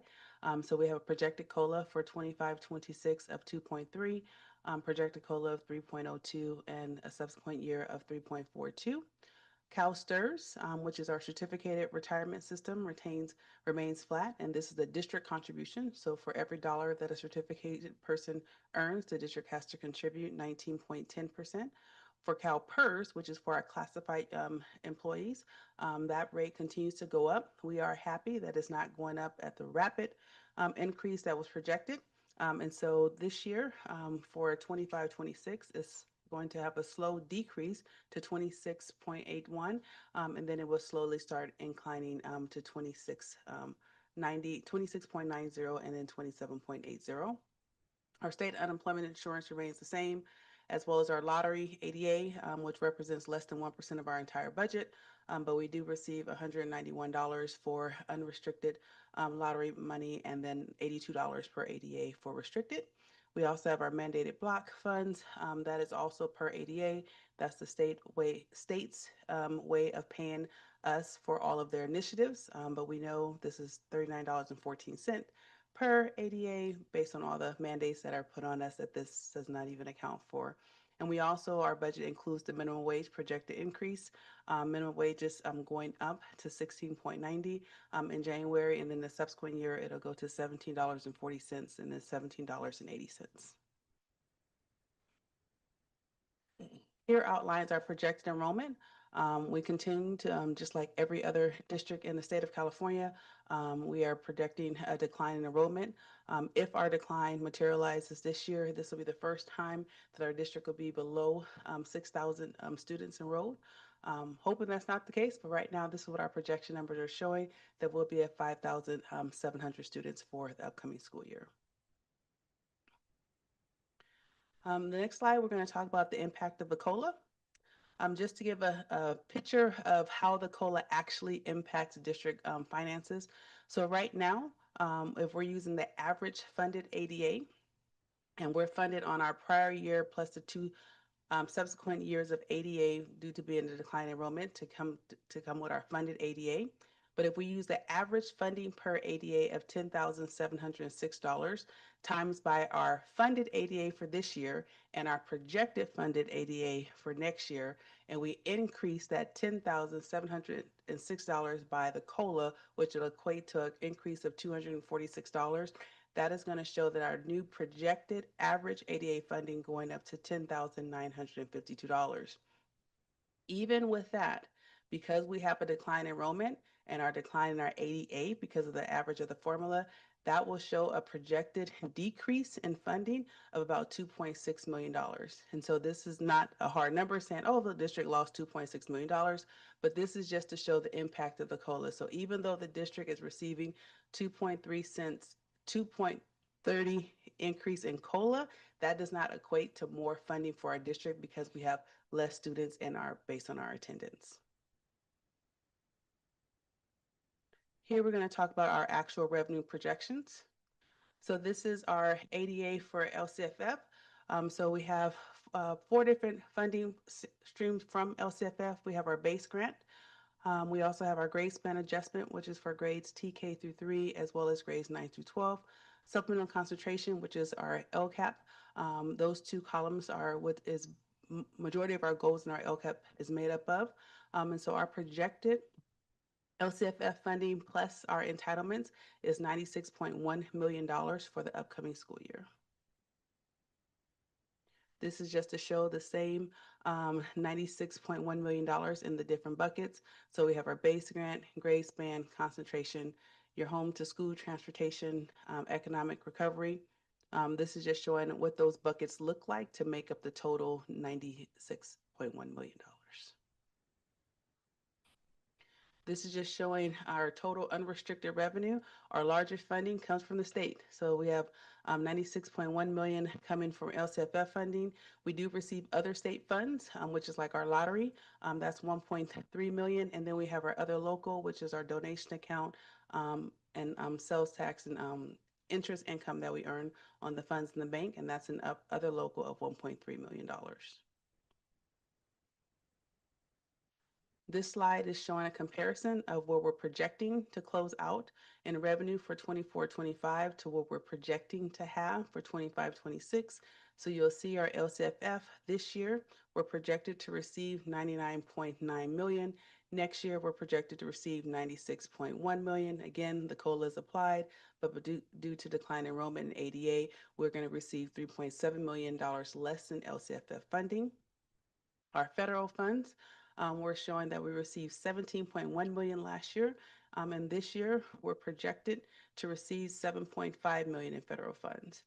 So in total overall, we are projected to receive $149 million in 24-25, and we're projected to have $130.8 million in 25-26.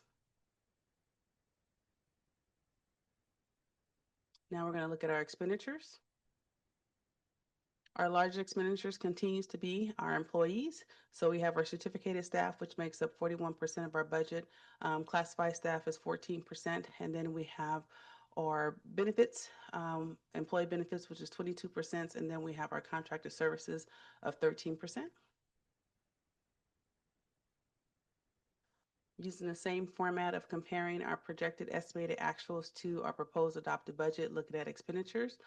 So we are projecting to close out this year at $153.6 million in expenditures, and next year we're projected to spend $149.6 million. So that's a reduction in expenditures of about $4 million.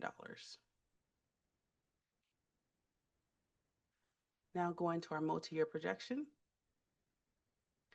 We are currently showing that we're meeting our financial obligation in our current year, 25-26, which also having our 3% reserve. That's also true for 26-27.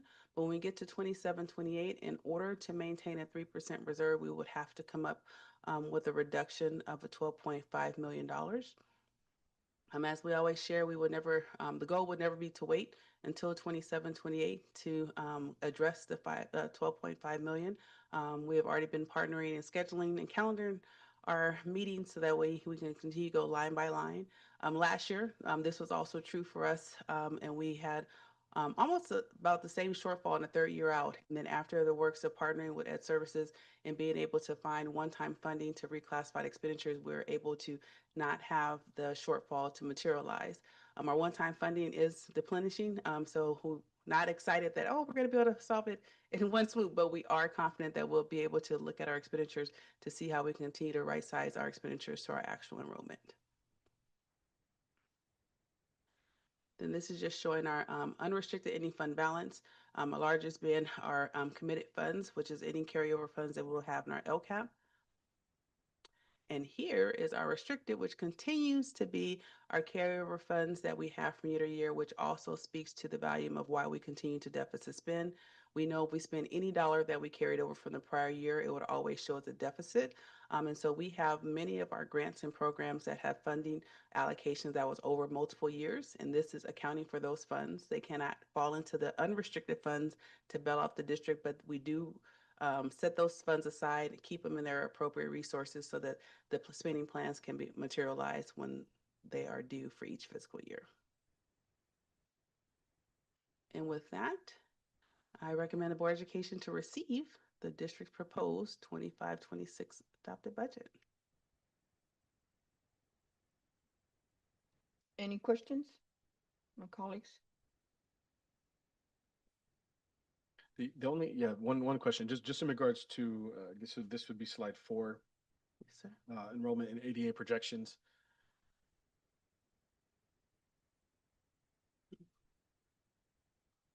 Sorry, I can't just jump back. You're good. So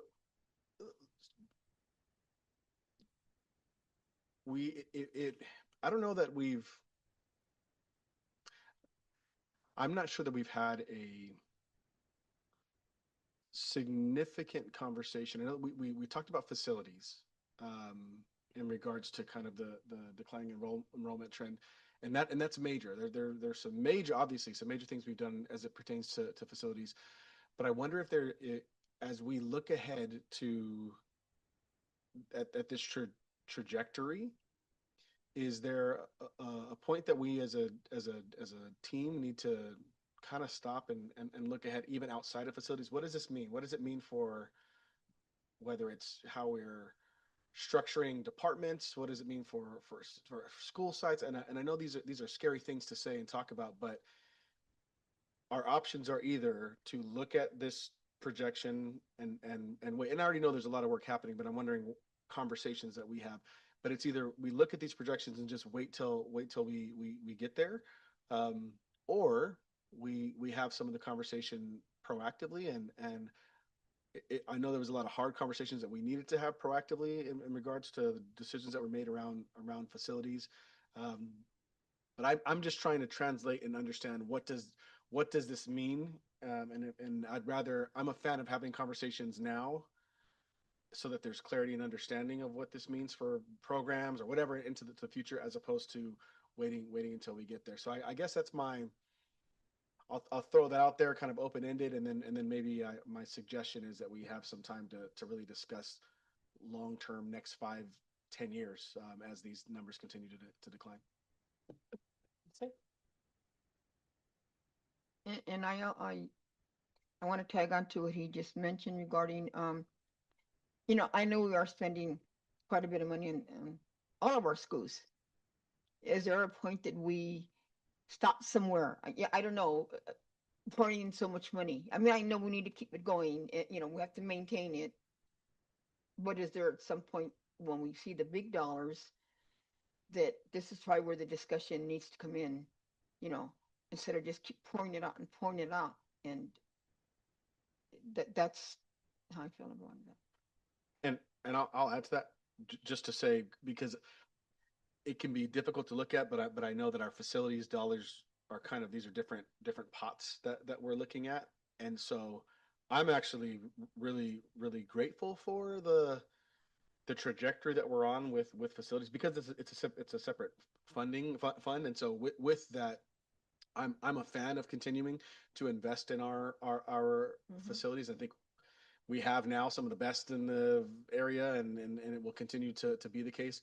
But there's certain fund that this is directly speaking to, that I'm wanting to make sure that we're looking at and talking about. Yes, sir. Any further questions? Thank you. Okay. Okay, seeing none, we're going to move on to item 14.3, approval and bid awarded for Valleydale roof replacement. Can I have a motion? Motion to approve. Motion by Board Member Ramos. Do we have a second? Did we take action on 14.1? Did we need to? Which is a proposal. You took action on 14.1. Okay, excuse me. Yes. I move. I'm a second. A second by Board Member Greer. Any discussion? Colleagues, please place your vote.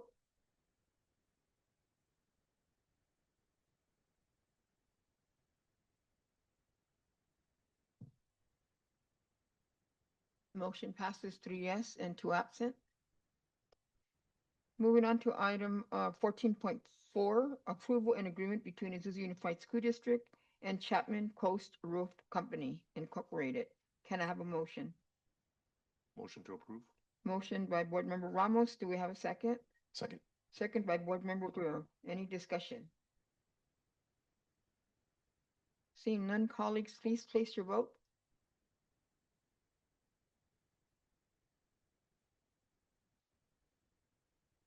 Motion passes 3 yes and 2 absent.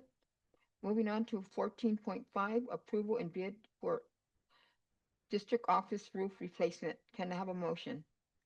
Motion to approve. Motion by Board Member Ramos. Do we have a second? Second. Second by Board Member Greer. Any discussion? Seeing none, colleagues, please place your vote.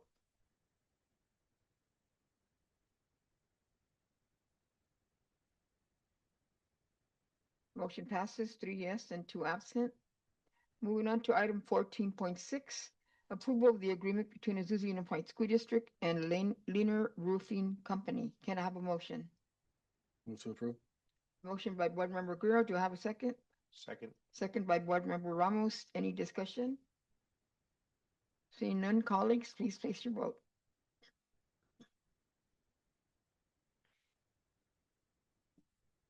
Motion passes 3 yes and 2 absent.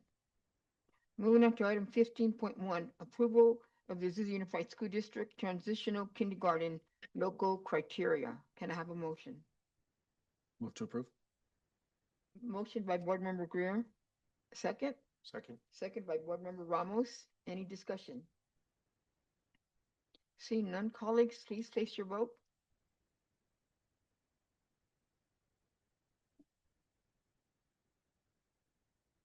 Motion passes 3 yes and 2 absent. Moving on to 15.2, presentation of Azusa Educators Association Sunshine Proposal for 2025-26 fiscal year negotiations with Azusa Unified School District. Mr. Ronquillo, I turn it over to you. Thank you, Board Clerk. Just the following is the required step in the negotiations process. Government code requires that any negotiable item before negotiations is brought before the Board of Education, and the public has an opportunity to provide comment. Thank you. Moving on to item 15.3, public hearing of Azusa Educators Association AEA Sunshine Proposal for 2025-2026 fiscal year negotiations with Azusa Unified School Districts. Colleagues, can I have a motion to open the public hearing? Motion to approve. Motion by Board Member Ramos. Do we have a second? Second. second by Board Member Guerrero. Colleagues, please place your vote.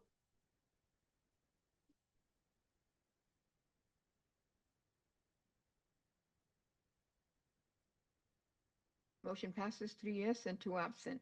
Public hearing is now open at 8:52 p.m. Do we have anyone wishing to speak?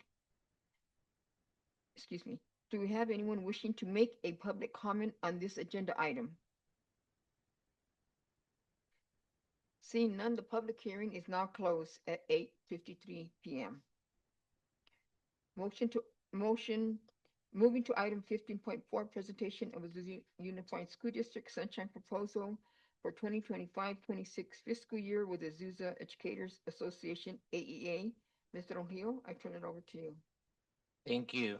Similarly, this is the district's presentation of the articles it intends to negotiate in the 2025-2026 school year, and this too will be followed by a hearing.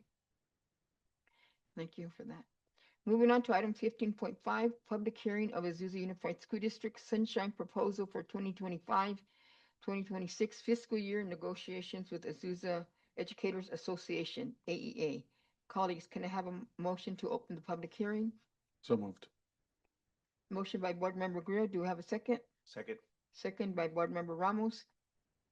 Colleagues, please place your vote.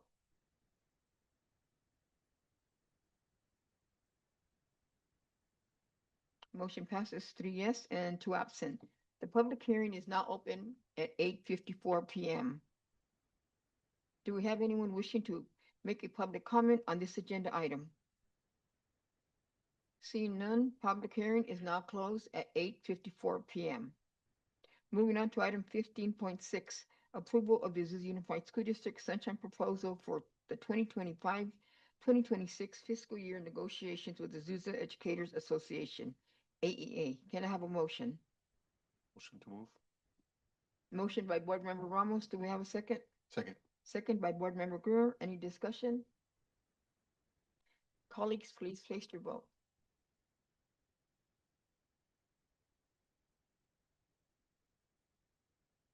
Motion passes 3 yes and 2 absent. Moving on to item 15.7, presentation of Azusa Federation of Azusa, excuse me. Moving on to 15.7, presentation of Azusa's Federation of Adult Educators, AFA, Sunshine Proposal for 2025-2026 fiscal year, negotiations with Azusa Unified School District. Mr. Ojio, I turn it over to you. Thank you.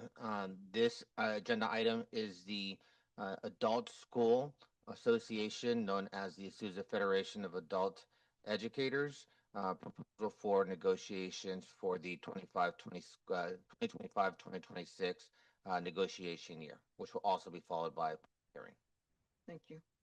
Moving on to item 15.8, public hearing of Azusa Federation of Adult Educators, AFA, Sunshine Proposal for 2025-2026 fiscal year, negotiations with Azusa Unified School District. Colleagues, can I have a motion to open the public hearing? So moved.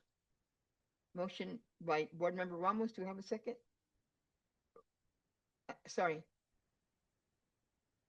Motion by Board Member Greer. Do we have a second? Second. Second by Board Member Ramos. Colleagues, please place your vote.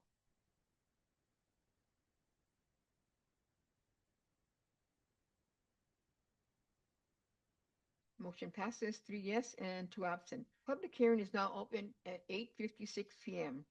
Do we have anyone wishing to make a public comment on this agenda item? Seeing none, public hearing is now closed at 8:56 p.m. Moving on to 15.9, presentation of Azusa Unified School District Sunshine Proposal for 2025-26 fiscal year, negotiations with Azusa Federation of Adult Educators, AFA. Mr. Ojio, I turn it over to you.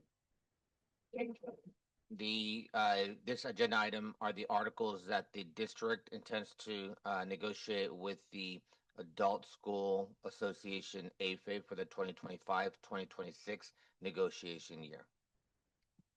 Thank you. Moving on to item 15.10, public hearing of Azusa Unified School District Sunshine Proposal for 2025-2026 fiscal year, negotiations with Azusa Federation of Adult Educators, AFE. Can I have a motion to open the public hearing? So moved. Motion by Board Member Greer. Do I have a second? Second. Second by Board Member Ramos. Colleagues, please place your vote.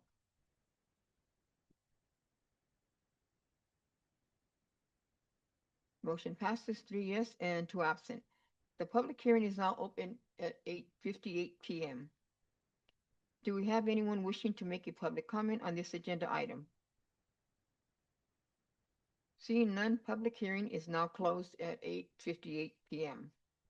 Moving on to item 15.11, approval of Azusa Unified School District Sunshine Proposal for the 2025-26 fiscal year negotiations with Azusa Federation of Adult Educators, AFE. Can I have a motion? Motion to approve. Motion by Board Member Ramos. Do we have a second? Second. Second by Board Member Greer. Any discussion? Colleagues, please place your vote.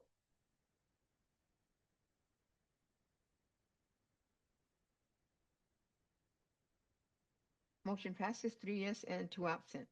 Moving on to item 15.12, approval of 2025 through 2028 collective bargaining agreement between the Azusa Unified School District and the Azusa Educators Association, CTA, NEA, and AEA. Can I have a motion? Motion to approve. Motion by Board Member Ramos. Do we have a second? Second. Second by Board Member Greer. Any discussion? Colleagues, please place your vote.